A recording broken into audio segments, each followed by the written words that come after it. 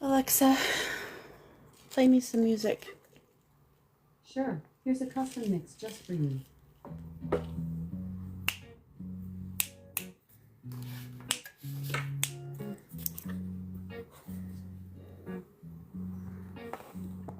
Hey, gorgeous. I think I want to play with makeup afterwards. There's a really cute... Look at this. It looks like stars. Do you think I could make my eyes look like stars? That's after.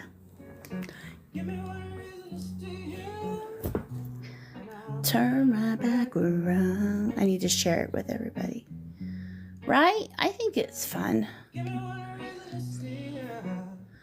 And I'll turn my back around. Where's Femme? There she is. Where's Lizzie? You gotta make me change my mind.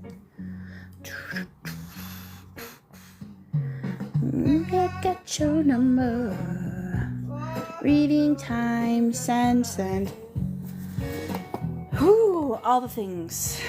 You know that I called you. I called too many times. You can call me, baby. You can call me anytime. But you got to call me. Durf, hey Durf. Alexa, stop. All right. Oh. Texas A&M is playing. Well, it's a short chapter, so you can get back soon.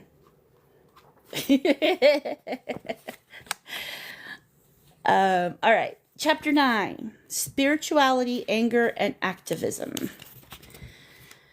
Those who want an anti-racist society must understand that terrain extends beyond institution. The battle is at least partly spiritual. Spiritual activism and soulful social justice. Okay, and as a reminder, spirituality, for what she's speaking of, is whatever you want it to be. Oh, a debate, not a game. I didn't know that. Oh, there's like a big debate, like Charlie Kirk. I hate him. I can't watch him.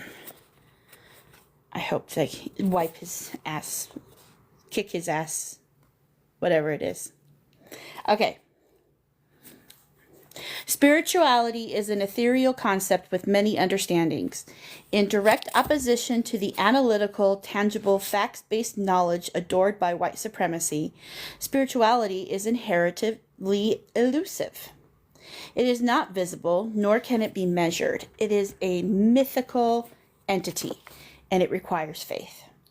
Though spirituality is something unexplainable, I agree with Brene Brown's description. Spirituality is recognizing and celebrating that we are all inextricably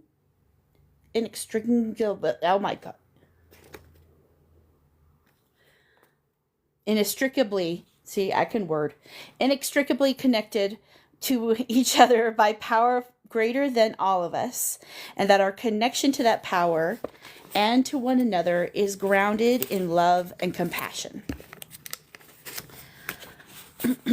Practicing spirituality brings a sense of perspective, meaning, and purpose to our lives. Spirituality is a deeply personal and entirely interrelated. It is both a faith and a practice, and it commands an ongoing and honest commitment. Sometimes it is associated with a particular set of beliefs and guidelines, as in organized religions, and sometimes it's not.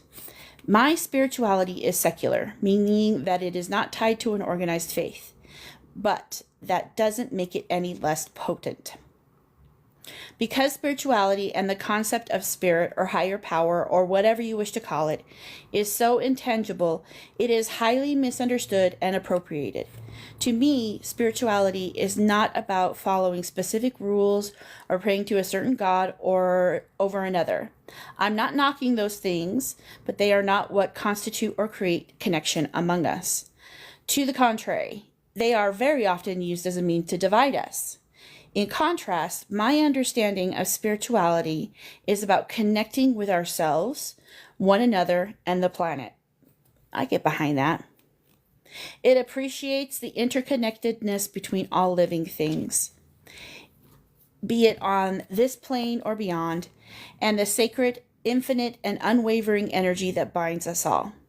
This spirituality acknowledges that we are all born perfectly imperfect, that we all have purpose, and part of that purpose is to call ourselves into our highest version of being, which manifests differently for different folks.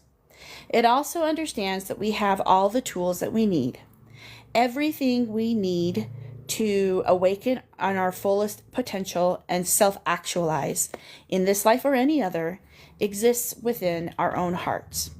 Not a guru or a god. After all, as interconnected beings, I am God, and as are you. Oh, that could be blasphemous for some people. Don't be scared, people. She's not talking about, if you believe in a Christian God, not talking about that God. She's talking about the power between us. We are one though our lived experiences may greatly differ. I believe we are born knowing this truth, and it is the journey of our lifetime to learn, unlearn, and relearn so we can remember who we really are. The practice of spirituality then becomes the practice of learning how to tap into our interconnectedness, face our inner shadows, and transform our pain into personal and collective change. I won't say that my version of spirituality is right, because that line of reasoning simply perpetuates white supremacy, and I ain't here for that shit. But I firmly believe that this understanding creates more connection, more belonging, and ultimately more peace. Alternately, as we discuss, there have been far too many instances of folks who have used their version of spirituality as a tool of oppression. Absolutely. Like spirituality, activism can also be profoundly personal, but fundamentally a collective practice based on faith and hope. Yes, amen. And while demanding an ongoing commitment. Okay, let me read that again after I get a drink of water.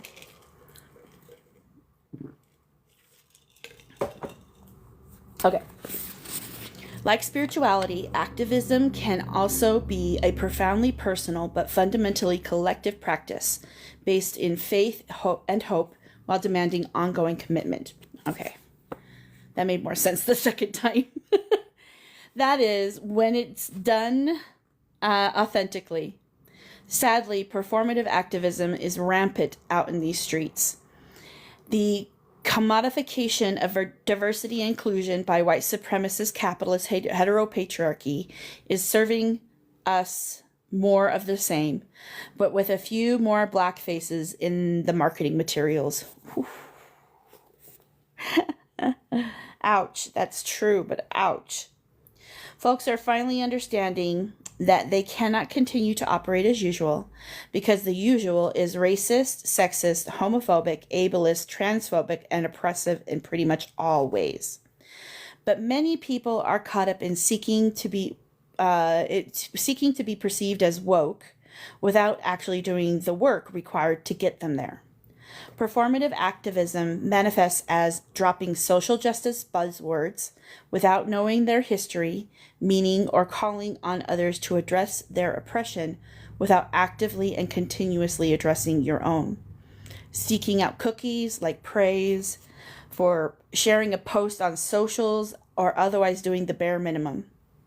In the wake of George Floyd's murder, it looked like millions of white people demanding education from black educators, only to then ignore black lives and liberation a mere 3 months later. It is superficial, careless, and the antithesis to spiritual practice. Along with Chris Brown and other white boys rocking puka shells, performative activism needs to become a thing of the past. That's funny. I love puka shells. Conversely, authentic activism is a deeply spiritual enterprise. It demands our presence. It requires us to get right with ourselves before ever attempting to call in others. And it includes a constant assessment and reassessment of ourselves, our values, and when and how we are out of alignment. It is a practice of soul-filled social justice. A practice of soul-filled social justice. I rejected the term activist for a long time. It didn't feel right to employ a word used to name my ancestors who fought day in and day out on the front lines, who risked their livelihoods and lives and families. Oh, I missed that one. Thanks. In the name of collective justice. But I came to realize as a Black woman, sharing my truth is absolutely a revolutionary act, and one that attracts a lot of violence, as we see. In a divinely feminine understanding, bearing yourself in such a vulnerable way and being met by ongoing emotional and spiritual assault and or abandonment is undoubtedly an act of activism. Activism isn't, nor need it be, solely relegated to subjecting yourself to physical harm. I have lost countless friends and community. I have declined many well-paying opportunities because capitalism always perpetuates white supremacy, even when it has a black face on it. I am routinely exposed to threats on my life, health, and well-being. I am an activist, and my activism is a spiritual practice. I believe spirituality is a necessary element of activism, and activism is a vital element of spirituality. Spirituality is active, not passive undertaking, and it requires not only a conviction but effort. It seeks to both practice and create connection between humans and spirit, to dismantle that which prevents us from aligning with one another, our greatest good, and the most high spiritual activism. Then it is my take on how we call folks of all races into the work of activating their hearts as well as taking active measures necessary for racial justice. Spiritual activism is a racial justice and anti-oppression work entrenched in connection, soul, spirit, and collective consciousness. It is an embodied approach to activism and the element of racial justice most often missing. But it is an essential part of the puzzle. Soulful social justice is anti-oppression work that begins with us. It is centered around the inner work that we must first undertake in order to contribute to collective healing and dismantling all forms of oppression. Spiritual activism is about the activism work that I, as a queer Black woman, was called to do. And who is considered an activist should be very carefully considered. If you do not face the same odds as the oppressed identity in question, you do not have the same consequences.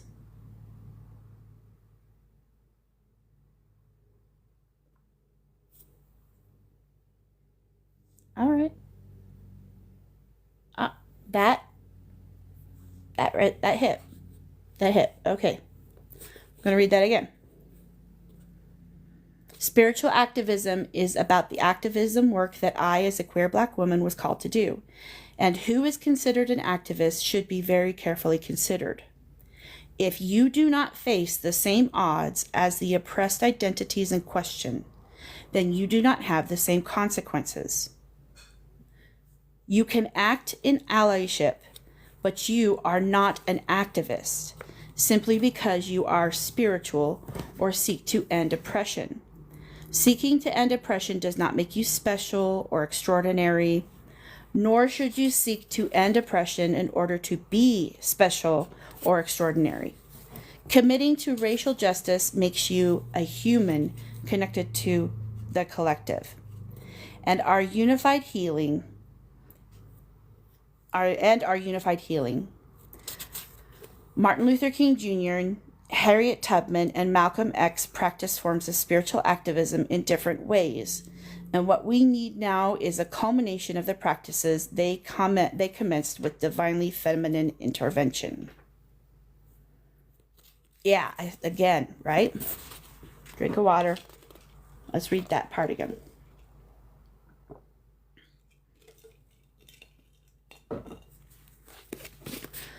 Okay. Spiritual activism is about activism work. Is about the activism work that I, as a queer Black woman, was called to do. And who is considered an activist should be very carefully considered.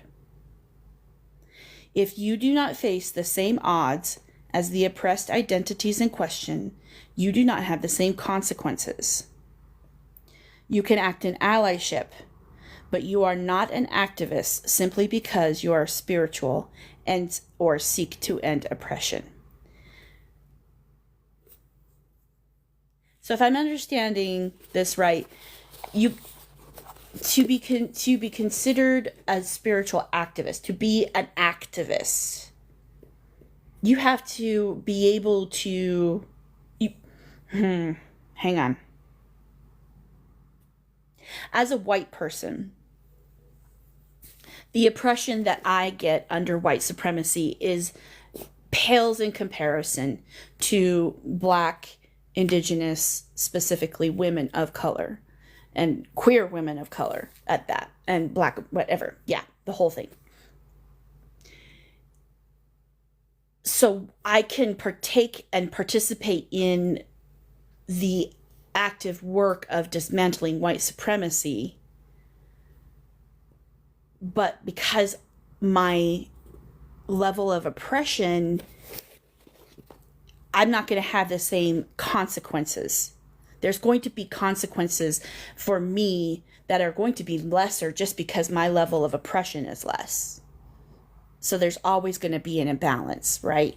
And if I take it on and say I'm an activist for this, even though my consequences were never going to be the same as that, that's actually me stepping into white saviorness.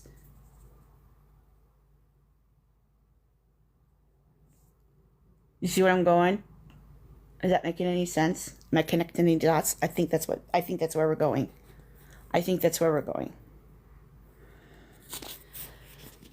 Spiritual activism, comprising of an embodied, heart-centered approach to racial justice, is the path forward towards our collective salvation. It's about outward action, but also about doing inner emotional work required to overthrow systems of oppression. And I think that's the difference, is if you don't do the spiritual part, if you don't take it and do the working from within, the wrestling with your shadow self, things like that, that's where you're not going to find that connection. It's always going to be at the surface level unless you dig deeper, because that's where you're going to find your point where the consequences are going to be more than just surface level as a white person. Because let's face it, all we have to do to survive in Trump's America is pretend. All I have to do is dye my hair back to blonde, grow it back out, put on a dress, and I would survive, right? Because I would be safe under my umbrella of whiteness. I think that's where it's going. So we have to go down deep to find the root, pluck that shit out. Oh, okay. Spiritual activism, comprising of an embodied, heart-centered approach to racial justice, is the path towards our collective salvation. It's about outward action, but also about doing inner emotional work required to overthrow the systems of oppression. I couldn't do it either, femme, but not for me. But there was that brief moment of time, like the few hours after the election went, I said, honestly and truly, if we had to keep my kid alive, I would. If we had to go hide underground and not and float along, I would do it for my kid. But if it was just me, no, fuck no. I'm going to the colonies. I'm on my way. I'm going to fight till I die. But if it comes down to me and my kid, and we have that option, whether we take it or not, it's always an option we have because of our whiteness. It requires that we acknowledge the violence that those claiming to be spiritual have and continue to inflict, particularly on communities of color. This is one of the questions that I asked before when I was in a live with a bunch of other white people who are dismantling white supremacy on Eager. And I said, I know that I came to this work through my deconstruction of my faith. And I asked if anybody thought that it was possible for people to deconstruct white supremacy culture without questioning their Christianity. And everybody on that panel said no. So that's going to be a tough one for a lot of people. And I think that's why this part is essential to understand as well. Because to make that transition, there has to be somewhere for them to go. There has to be something that they can carry forward, whether it's just their belief in Christ and that's their Christianity there that they carry with them while dismantling the oppressive systems. I don't know, but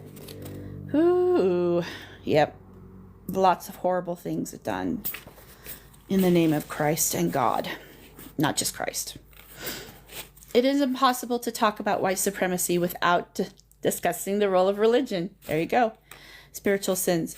Organized religion is often a masterful mind control tactic used by whiteness to control Black, Indigenous, and other populations, myself included. When I was 9 years old, my mom and I visited my aunt in North Carolina. In true Southern form, my aunt was a devout born-again Christian. So when Sunday morning rolled around, my mother and I put on a good face and joined her and my cousins at their predominantly white church.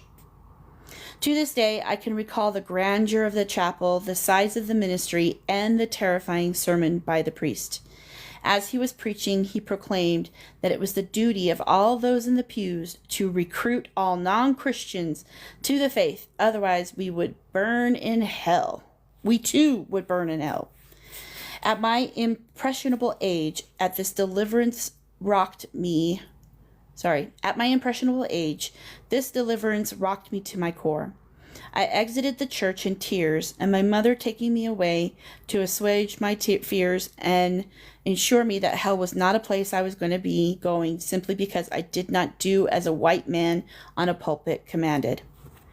I am a secular spiritualist, but I am all for those who subscribe to a specific faith. The problem I have is the serious and pervasive problem that needs to be addressed is the ways that organized religion guised as spirituality have been and continue to be utilized as a tool to dominate, exploit, and oppress BIPOC women, LGBTQIA+, and all those who do not adherently abide by whatever particular scripture they happen to spew. For example, the Spaniards used Catholicism to dominate much of the Philippines. Israel continues to use violent force against Palestinians in the name of the Jewish occupation. Canada and American settlers used Christianity to strip indigenous peoples of their culture and spiritual belief. And Arabs who enslaved Africans for hundreds of years did so under Islam. Religion is also supported the creation of modern-day racism, with Christianity playing a major part in advancing the hierarchical concept of race way back when. Colonialism was not only motivated by gold and glory, but by God.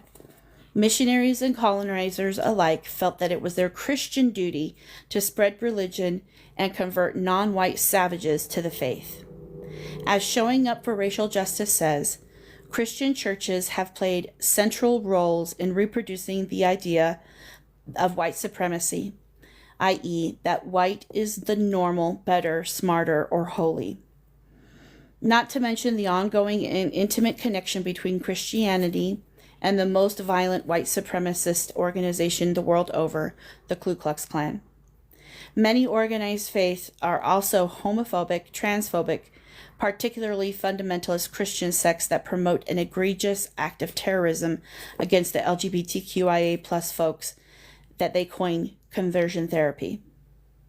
A lot of fucked up, oppressive shit has been done in the name of religion and spirituality, and I am not coming for religion as a whole. As I said, I support those who subscribe to organized faith insofar that the faith is not based in the subjugation of others for any reason. What is entirely unacceptable is when religion or any form of spirituality disguises a quest for power and control under the cloak of spiritual freedom. Spiritual freedom has nothing to do with that either. Spiritual freedom has nothing to do with either. Whether it's in the name of Osho or Jesus Christ, I don't care. What I do care about is how you find your faith. What I do care about is how your faith is or is not used to cultivate connection and not only acknowledge but address oppression, both personally and collectively. Embracing spirituality and practicing spiritual activism means acknowledging. I think I just made up a word. TikTok Shop is amazing. I'm gonna get all the pings for this one. Yep. What I do care about is how your faith is or is not used to cultivate connection and not only acknowledge but address oppression, both personally and collectively. Embracing spirituality and practicing spiritual activism means acknowledging, I almost did it again, the harms that certain sects of spirituality have inflicted against BIPOC individuals, especially queer and trans, Black, and Indigenous women. The following good goddamn words.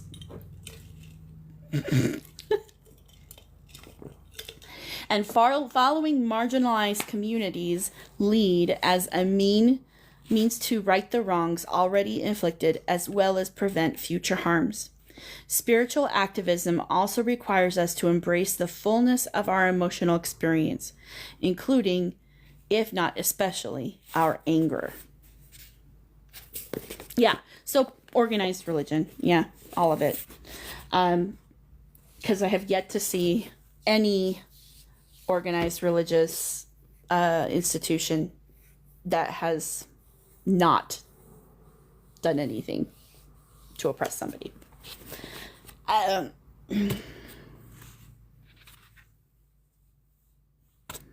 don't know. It's gonna be interesting. The role of righteous rage. Rage is not a word most of us are comfortable with, especially not in spiritual circles. We usually words are really hard tonight. I swear I didn't take that many puffs yet. God damn it.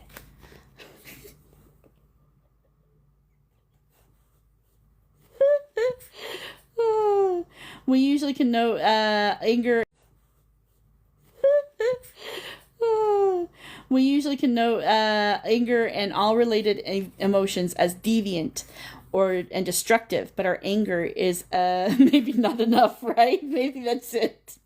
Hey, Shells. But our anger is a vital part of our emotional well-being. Anger tells us when a boundary has been crossed or an injustice suffered.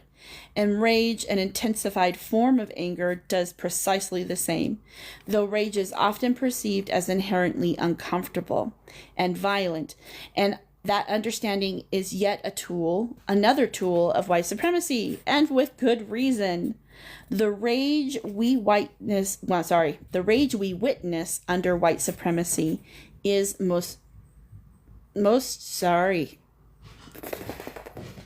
The rage we witness under white supremacy most often is violent and uncontrolled and manipulative.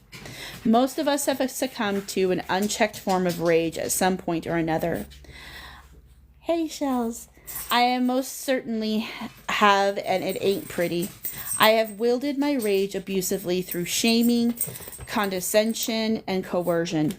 It's not a rage that I'm proud of or promote, and it's certainly not the rage that I'm proposing, obviously. I'm talking about the rage that includes love and compassion for ourselves and for others. Ding, ding, ding, ding, ding. Righteous rage is motivated by and results in deeper connection opposed to the desire for domination.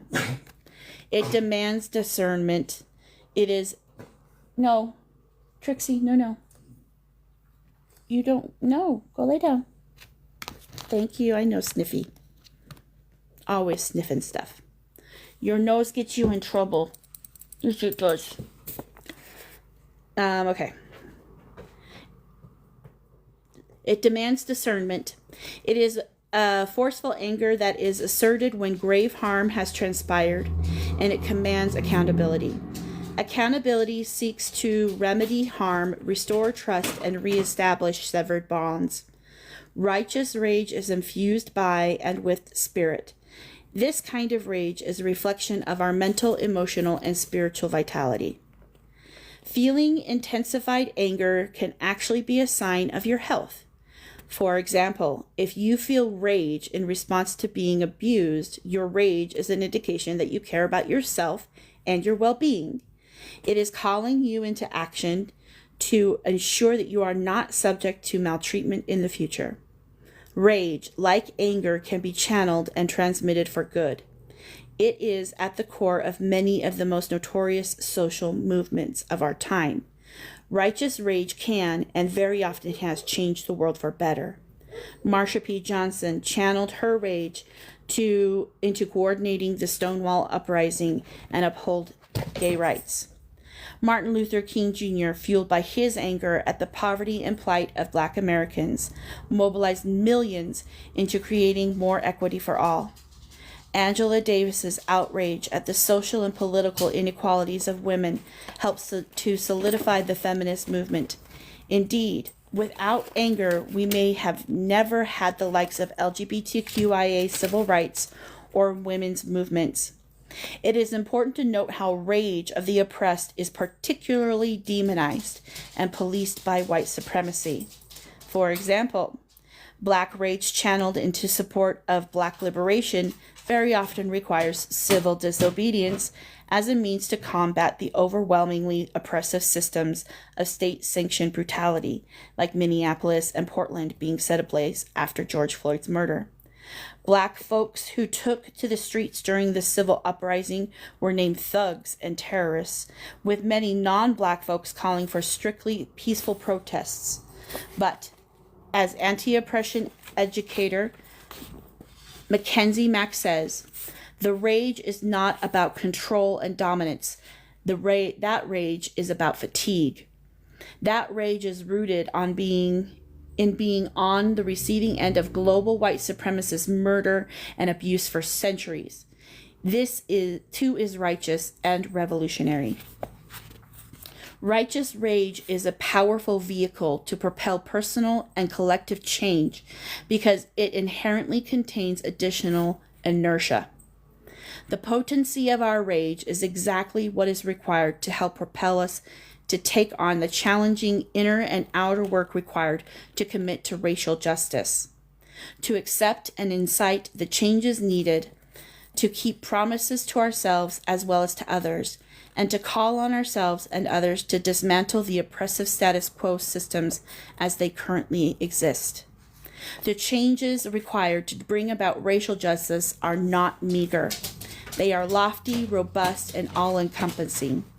Rage is one of the most powerful tools to get us there, but only when channeled effectively.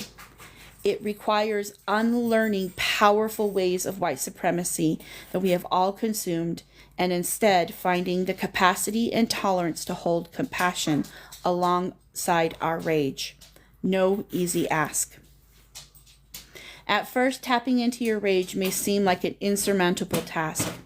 After all, you've likely been conditioned to avoid anger and rage for the majority of your life. I was.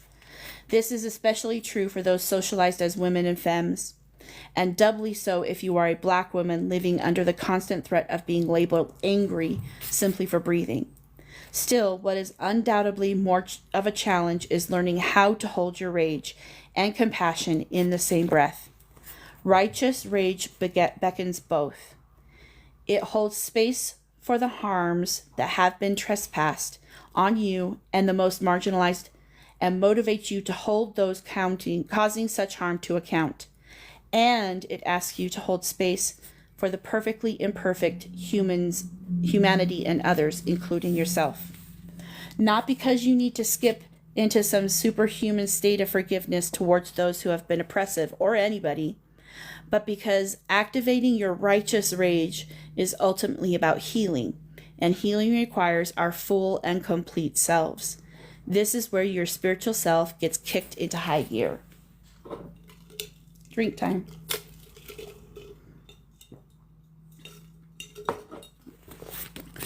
Oftentimes our rage is very much connected or spawned from love. If you do not have love for a person, situation, or system, then it is likely you will feel the intensified anger that is rage when that person, situation, or system, be it friend or foe or the collective, does you or is done dirty. In the words of homegirl Solange, is that how you say her name? I think I meant, that sounds right, but then it feels wrong. I think I meant, that sounds right, but then it feels wrong. Beyonce's sister. You know the right, you got the right to be mad. When you can tap into your rage while also maintaining compassion for yourself and others, it helps you to be better tolerate and therefore utilize the intensity of emotions you are feeling, especially when those emotions are mixed. For example, if a white friend says something racist, I will likely feel rage, but I'm also still likely to feel affection because after all, that person is my friend. If I want to be best equipped to employ my righteous rage, then it is helpful for me to accept that I can possess both rage and compassion in the same instance. If I have feelings of rage because of my friend's actions, but I also feel compassion for them, and I don't know how to tolerate both, I am more likely to self-censor my rage and instead attack or shame myself for feeling rage, because that is easier on my nervous system than tolerating my mixed emotion. The end result is A, a disconnection from my friend because I am not empowered to employ my righteous rage or hold them to account. B, my friend's harmful actions are going unaddressed. And C, mental duress because my self-criticism, shame, and other painful forms of self-attack deriving from the inability to hold my rage and compassion at once. It's not a cute look. Everybody gets hurt. Excuse me. I can have compassion for you and rage against you or your actions. Our compassion does not negate our rage, and our rage need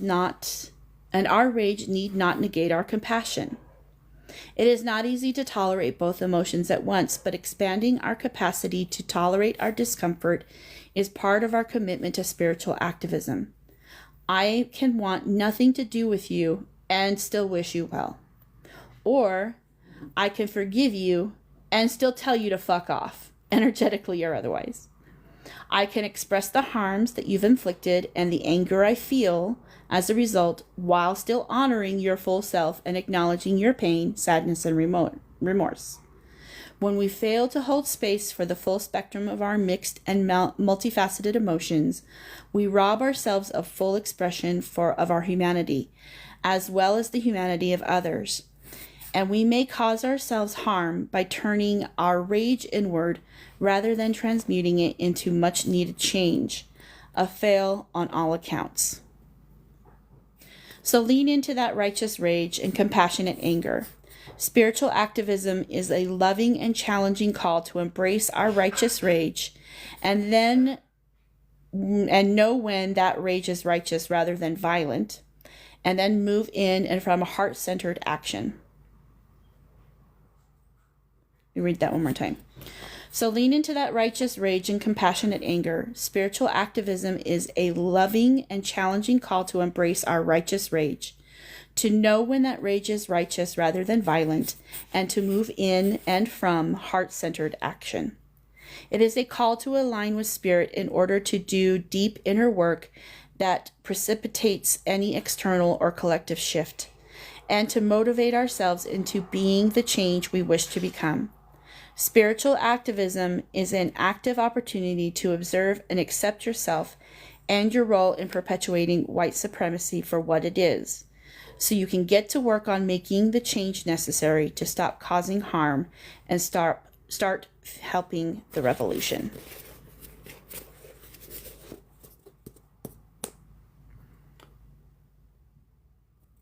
I'm going to need to ponder on these ones. This is a hard chapter. This is a hard concept to wrap my brain around. And a lot of that is because I definitely have been conditioned to not feel anger. You're not supposed to have anger. It's a bad feeling. Compassion has always been mislabeled as well. Christianity as a whole has mislabeled what compassion really is. Mormonism definitely has. So there's a lot of different layers to unpack before I think I fully understand this one. So, spiritual... Oh, yes, for sure. Yeah. There's a curiosity, I think, that comes with compassion.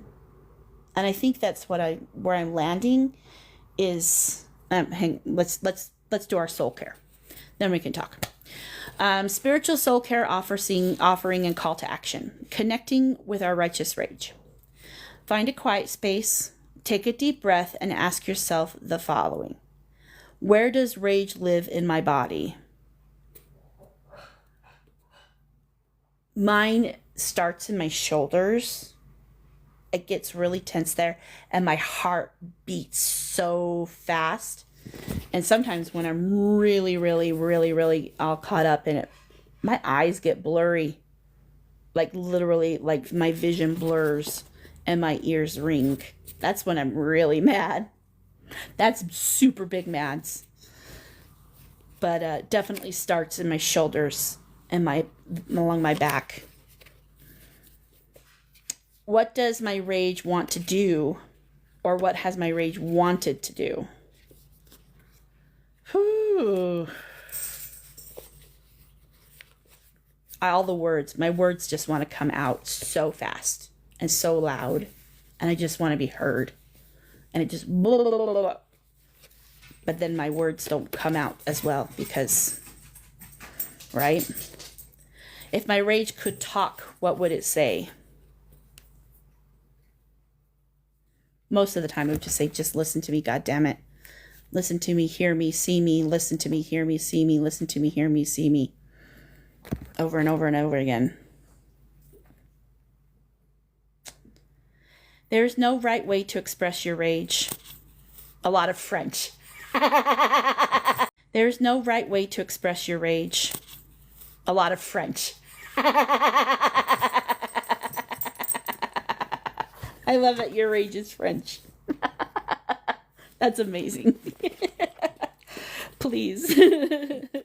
with a long cigarette and a beret. Very, very that's amazing. There is no right way to express our rage, especially for those subjected to centuries of murder and enslavement. And when you find yourself feeling rage, try exploring the following. 1. Acknowledge your rage and surrender to its existence. 2. Get curious about any other emotion that may live beneath or beside the rage. For example, sadness or grief. Oh, uh-oh.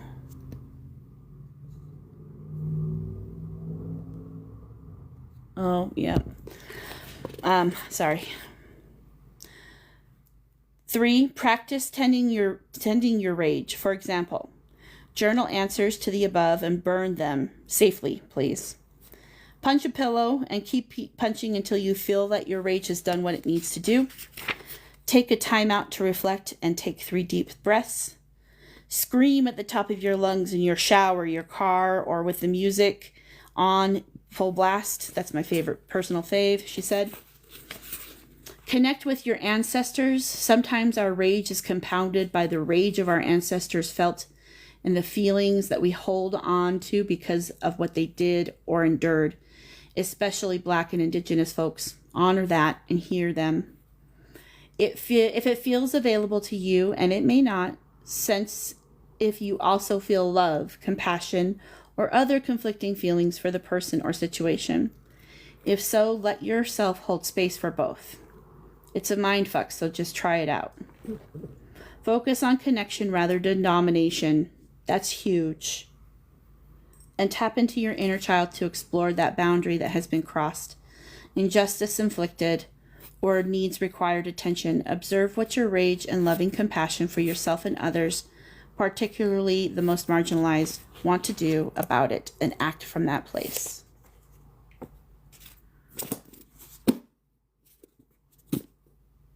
Spiritual activism with rage. I just saw your text, Cece. Talk about rage, right?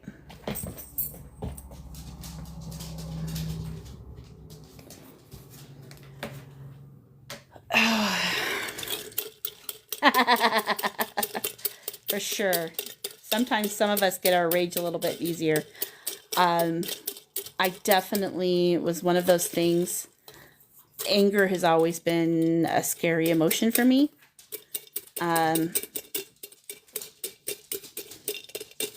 And I've always prided myself on not being angry. But I do know when it occurs, for sure. Hi, Nova. Come here. Come here, baby. Oh, you've hit the... Nova got spayed today. So she's got the donut of shame.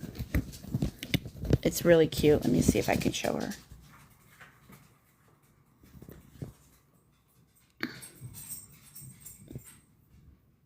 Nova.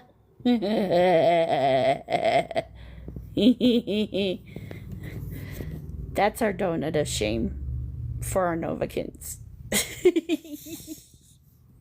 Hi, baby.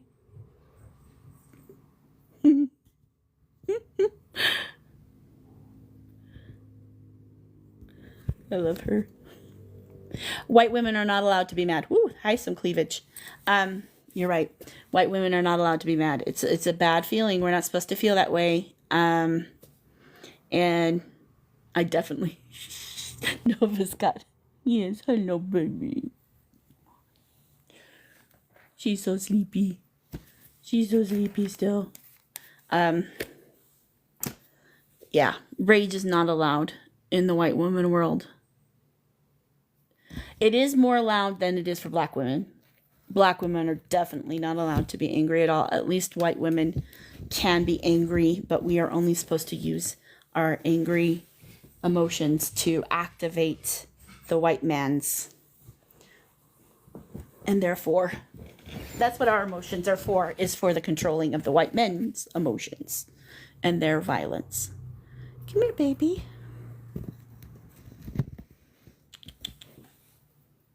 I want to love on you.